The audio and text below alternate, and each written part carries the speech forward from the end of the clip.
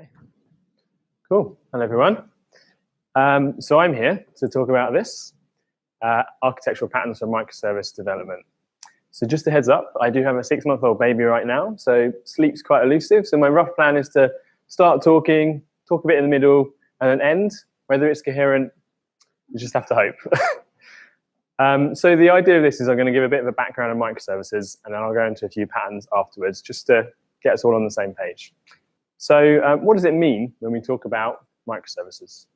So we often start a new system with a building. It's quite simple. We understand it. You can imagine this as one application, and you might build a few components inside that. It's all very simple, very understandable, easy to release. It's also pretty fast, matches the business needs. It works for the kind of performance they want. And unfortunately, what usually happens is you start with a great plan, but you end up with this, a big, complicated monolith. I don't think I've worked anywhere that hasn't always ended up with this in the end. And unfortunately as well, you also end up with a bit of this. It won't fetch the ball anymore. It won't, won't run very fast anymore. It's a bit slow. This is usually what happens. And we've all probably experienced this quite a lot. And this is a great quote for this, because you can always start out with a great plan, but everyone's got a great plan until they get punched in the mouth. Mike Tyson's great, that one. So yeah, you always start with a great plan. So this is where microservices took shape from. So yeah, some people, a few different groups met, and they talked around how to solve. You've got these big systems, what to do about them. So they took on the idea of microservices.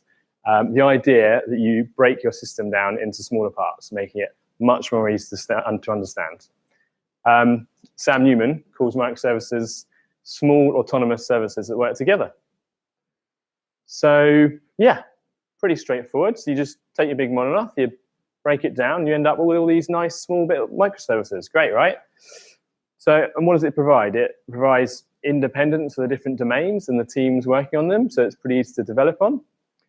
They can determine their own choices around the technology design.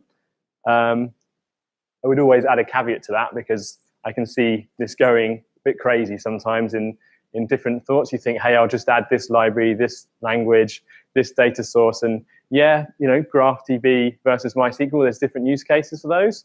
But when you're talking like MongoDB and another kind of document store, you need to kind of stick with a few. But the good thing is, the other benefit is they're usually small enough to easily rewrite. So if you've written a really horrible language, then you can easily rewrite it. And that's one of the other tenets of microservices. They're very small, easy to understand. And of course, the other big thing you get from it is it's very easy to scale these microservices, because they're individual things. You can easily enable scaling later or build it out of the box. But just want to throw in a few warnings here, a few things to be aware of before you kind of jump aboard, or if you already have, things to be aware of as you go along. You are moving from the left centralized kind of approach all the way over into a very distributed world. And that comes with its own pitfalls. This, you know where to go if you want to find out what's going on. It's very centralized. This is a very different kind of kettle of fish. One of the ones people often talk about actually is just the network. And straight away, you're distributed, you move into network, you have to handle more failure. The other thing I always find as well is, especially from an architecture point of view, you can't always understand the whole system in the same way. It's not always easy to fathom about the whole. So that's something to be aware of. And you could actually still end up with something, still a mess, still worse than a monolith, if you don't think about how that distribution works, how that all works. So we need to make sure we think about, this list came from Adrian Cockcroft. He used to be Netflix cloud architect a few years ago. And he talked about these three things. These always rung quite true when I'm thinking about the design of my microservices. So anti-fragility. So that's it not being fragile. So make sure when you're building your system as a whole, that you're building it and the microservices in it to be able to handle failure. So you're stress testing it. You're building it so you can actually take one out and know what the behavior is, so that you can take out a whole database almost and just understand the kind of failure, but actually test for that. The other thing, and you'll hear this a lot around microservices and a lot of the approaches is immutability. But in particular, this is about the actual services themselves. To be able to scale, you need to be able to spin up multiple of the services. You need to be sure that they're stateless as much as possible, or effectively immutable. So you can just copy, clone, and you've got much more performance. And then, of course, the other big one, separation of concerns. So this comes back to the teams having their own control. You're really separating the concerns for different services, and that leaks out into how you handle your different domains within your business as well. So it's pretty easy, right? I've sold you the vision. You'll probably already know this already. I'll just start building one. Easy, right? Okay, cool. I built one. I built my Spring Boot, Java, whatever, microservice. I'm done, am I? Is that it? Do I just deploy it? Great, yeah. Well, this is where it comes back to the distributed system thing. Just building a service, getting it running, putting it somewhere, it isn't the whole. You generally don't stop with just one. You have more. So you need to start thinking of how your service fits into the system as a whole, especially if there's already a system there. So if you're starting with a monolith and moving out into a microservice architecture, you really need to think about how does this fit? Because your service is part of a distributed system. So you actually want to think about it more like this. So your green service here at the bottom actually has a few requests it has to make. And actually that service is reliant on a database. And actually you might fire an event which some system is downstream is dependent on. So it's not as easy. So although you're isolated in your domain, you still need to think about the system as a whole. And this is one book. It's not technical at all. It's one book I heavily recommend. Found it really interesting. This is all about actually how things in real life, how systems relate together. So if you set a temperature on your thermostat in your home, how other things happening in your home can still have an impact on how well that works, whether you've opened a door or not. And it's not always clear when you're designing a system that these will. So it's just being aware of them. Yeah, so to kind of go through the things around that whole is things like service coordination. So how services will interact with each other, whether that's events, requests, similar techniques. Error handling, how's it going to handle some of the errors that it has? Is it isolated enough that it can just handle on its own? And then also operational processes, so deploying them, rolling them out, putting out updates, changing your APIs, communicating that to services. These are all really important things. And yeah, and how they just interact as a whole. The analogy I put up was more like your minor problem in a dam upstream can completely cut off a river downstream. You don't always know that one little thing that's happening in your system, what impact it can have. I think one of the other big things that comes up a lot when people are doing microservices is data. So you can, everything's distributed. What do we do about the whole data in that system? So for me, historically, it's where I've been quite used to quite a simple setup. You've got a monolithic or small application, and you create a database. Great. I'm totally self-contained. I can just do things. And even actually before that, I don't know whether anyone remembers these. These are still around. And actually, when you're designing a system, this is actually what I remember starting on like 10 or 15 years ago, is, right, we need to design the database. We need to have a clear understanding of how all the relationships happen. So what happens when you start splitting out this into a microservice and that bit's split out? Where do the relationships go? So this is where a lot of the new approaches you hear from, and this is the kind of bit that I think is interesting, and part of this is a little bit of a taster, but domain-driven design, that's a massive subject in itself, but fundamentally it follows a better pattern to allow your system to evolve and actually have the discussions you need to let it evolve. So you don't have to design it all up front, but you still need those discussions. So I encourage you to focus on your core domain in your different areas and the domain logic. And it also makes you think about the model of the domain. So actually, what does the business need, and what's the model of that, and how does that interact? And then also, it really encourages just a good thing of collaborating on a shared conceptual model. So that's just about having an ubiquitous language that you all understand and you can all talk about. I'm not going to go too far into DDD. I think there is another talk coming up around that, but that is a whole talk in itself. So I just think this is one of the things that underpins the microservices patterns that you need.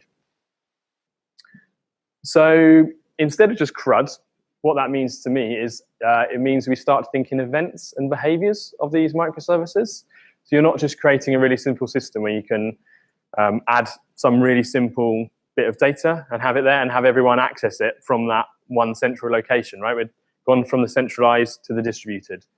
CRUD is a very, right, here's this central point where everything needs to access the data. So that's where a lot of, you might hear about event-driven architectures. That's switching to something that's more compatible with the distributed model. So events themselves become first-class citizens. So that means when I come to, say, a website and perform some kind of action, that action actually generates an event. It doesn't store anything in the database until something downstream consumes that event.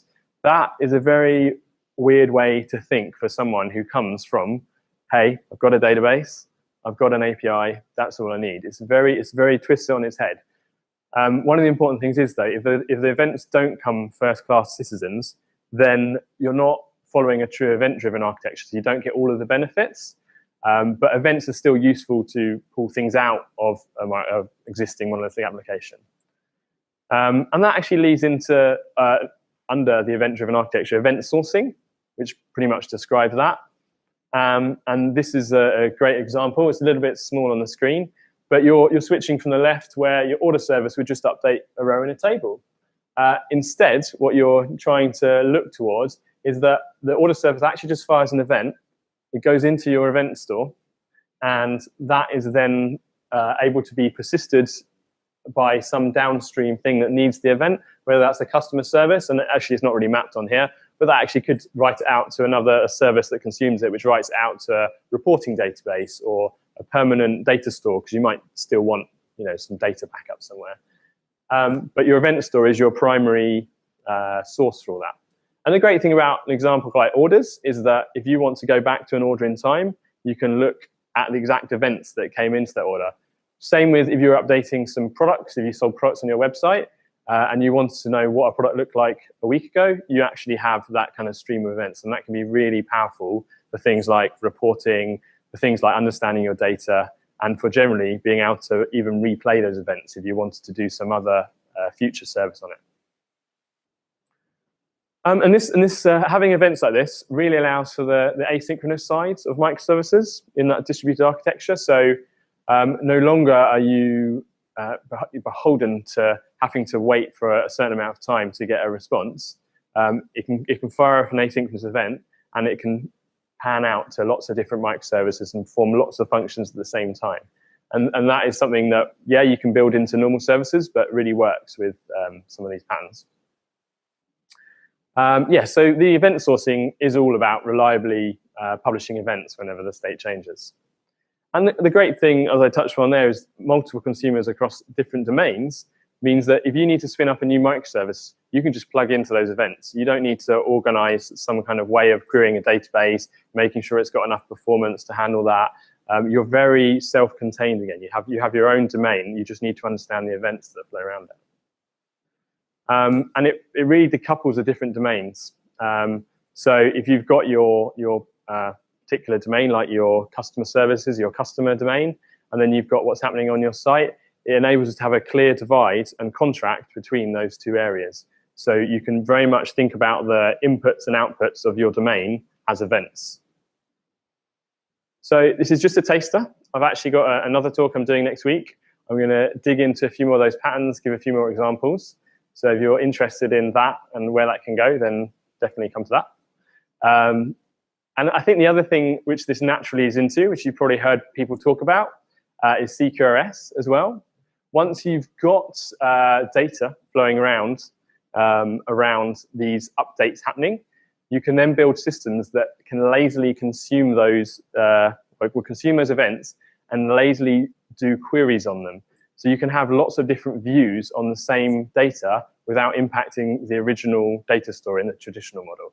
So yeah, it's a very great way of building up a new system and being able to run very different queries on it. And also, I'll talk a lot more about that in the talk. This is just a little bit more of a taster on these things. But people often talk about CQRS. It doesn't solve everything. Sometimes that CRUD model with just a bit simple events it can be very simple if you're very self-contained. That is one caveat to it.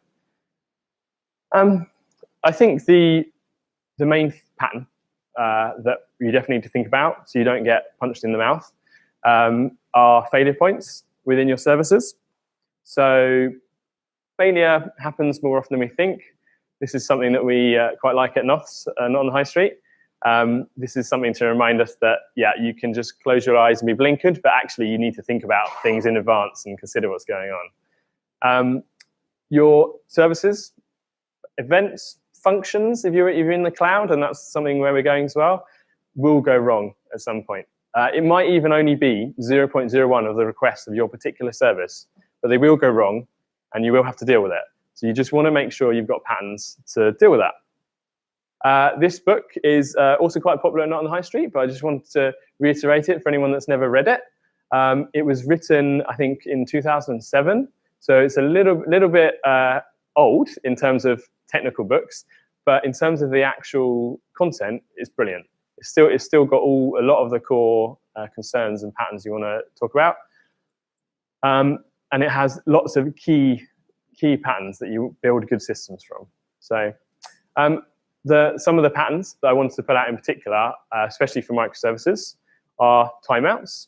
So if you're in a distributed system and you're relying on a downstream service and you're not using events, you actually need an instant response. Timeouts are really important.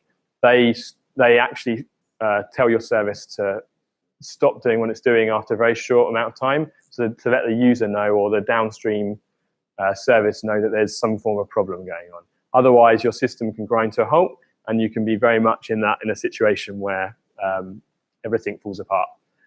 Circuit breakers, another great pattern. That's like a more advanced version of timeouts. That's so that if a certain amount of failures are happening, it actually can turn it off for a while, and it might switch to a default. So if you've got a service that provides some key data, you can have a cached version of it rather than the live version, because the live service might be having problems. You just switch back to a cached version, and then every now and again, it retries sending a request through to the service. And that's a brilliant pattern to be able to quickly handle failure and then quickly switch back when it goes back up. And then, of course, bulkheads, which I won't go into a lot of detail in. It's quite straightforward. And then decent logging. I know logging sounds like the most inane and obvious thing we all need, but it will be I'm amazed at how many microservices I see, even public ones, where when you look at actually what logging comes out of it and what it tells you about what's going on internally, really, really poor, unfortunately. So this is my plea for microservices, and I think this is a pattern in a way, is have good logging. They're fundamental to help you monitor and investigate failures for microservices. So this is about good naming. It's about thinking about what you're logging. It's about making sure your logging works and it's going to the right place. It's about making sure your logging system has a way to query the logging. And I think also within logging as well, but it's a similar kind of vein, is tracing and mapping your system. And this is where I think some systems that just do logging don't go quite far enough. If you just have logging, you can look at one service and see what's going on, but how do you see what impact it's had across multiple services? That's where tracing, and often the most common thing for this is you say if a HTTP request comes into your system, you would generate a unique identifier, and you'd pass that between the services. And each time they would log out the exact same identifier. So if you're in your logging services and you want to say, right, what 3 calls went through my system and where did it fail, that's an easy search. That's an easy way to tie them all together. That's sometimes also called tracing as well. And actually, we've got there's some standard tools out there that do it as well. But if you just start simply and add a request ID and pass that on, you've got almost everything you need to begin with. There are some tools around. We use New Relic, not the high street, which is really good. And this doesn't give you a trace of a particular request, but what it does do is it does show you an overall understanding of your system and how it hangs together. It's a little bit small, but you can see it has different databases. It gives you the rough performance of the different services and that the connection is valid. So I think tooling I think this is one area where I think we need a lot more tooling. One area, we had a great talk from the AWS with Lambdas, and I think logging is really useful. But actually, when you build up and you have a lot of services, I think that's where you need a little bit more. You've got metrics, you've got logging, but how do they all hang together? What knock-on effect had an impact on my service? I still think this is the area that will grow a lot over the next year. So maybe we just wait, we'll get everything we need, but yeah, it's definitely something to be aware of, that you won't understand the whole system just from logging. So that was it. A little bit of a taster. So I'm hoping to go, I'm going to go more into more event sourcing, CQRS, and those kind of patterns. But yeah, fundamentally, microservices are great for breaking down systems, but they can be really complex. So just be aware and follow good patterns and read the books I recommended. And there are lots of new patterns around DDD, event sourcing, failure handling that is worth being aware of. That's it. Yeah. Nick. You mentioned that there's a lot of languages, which yeah, an opportunity for a lot of languages to develop Microsoft. Would you call out one particular language which you think is the best? Whoa, okay. Yes, so if I summarize it correctly, which language is the best to write microservices with? Wow. I think the one I've seen the most favor with, I am a Java developer by background, so I should say Java, but actually I think Java's a bit unwieldy when it comes to these microservices. So Go is actually my preferred one at the moment, because when you look at the performance of those and response time, you're writing lots of small components. They're great, they're very small, but Go doesn't quite have the maturity of Java. So I still think I would switch between them. And obviously, meanwhile, this is all happening. We're having this debate. We've got Lambdas, like the AWS Lambdas, Google Cloud. We've got all this coming. So one of my thoughts is in another 10 years, we won't even be talking around the exact language, and we'll actually be just looking at how we write the Lambdas in something. Yeah. No, actually, no, I haven't read any good ones recently, actually. Recommending good Go books. Yeah. Cool. Any other questions? Yeah. So, when you talk about events. Yeah. What's that? So this is something I will cover more in the other talk, but fundamentally, I'll talk a little bit about LinkedIn. And when you actually perform an action on their website itself, it doesn't store it in a database. It doesn't go off and do the traditional model of making a request, getting a response, great. It just guarantees that the event's being recorded.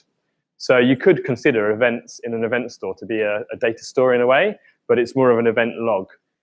So you would, LinkedIn use Kafka. So as long as Kafka has said, yes, this has definitely been recorded, as far as they're concerned, it's consistent, that they're happy with it. Anything else that happens after that is based off that event. So it just means you've got that ability to go from that single event to lots of different systems using it. So instead of being stuck in that traditional, one service, right? Everything needs to crowd into this one database service or something like that. Does that make sense? Good question from Slack. Yeah. Should be a principle of a good microservice architecture that the system should survive any disaster, i.e. that the behavior should be graceful and predictable when components are attacked. Yes, so that was, okay, so I'll just try and repeat the question. So that was around whether one of the key principles of microservices, that it should be able to handle failure well and gracefully, and be able to handle different attacks and instability. Yeah, I mean, that was one of the things I definitely covered. That was the anti-fragility. I do think that's fundamental. I think we should, one of the things before releasing microservices is you should be testing it for different scenarios, and you should be testing it in the actual system it's in and pulling out things around it, whether it be other services, databases, flooding it with requests. And there are some really good tools from Netflix to do a lot of this. Do people do it a lot in practice?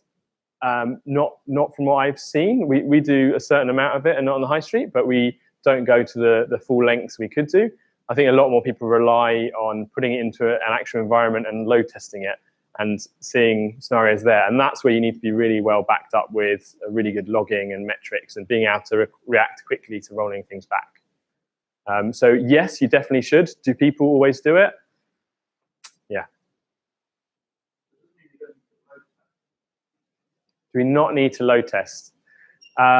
Depends how performant you're writing your microservice. Yeah, so that was a question. So do we need to load test? So in the future, I think it will be quite hard to load test the whole system. Although people like Netflix do it at scale. They do take down whole data centers to test how well their system responds. So I think the important thing, which is something we've invested at Not on the High Street, is auto scaling. So being able to handle changing demands. And that's something that a team invested in here quite heavily. So I think you still need to understand the performance profile of your service, but whether you load test the whole system, I think that gets much harder. Cool. Any other questions? Thanks, guys. Cool.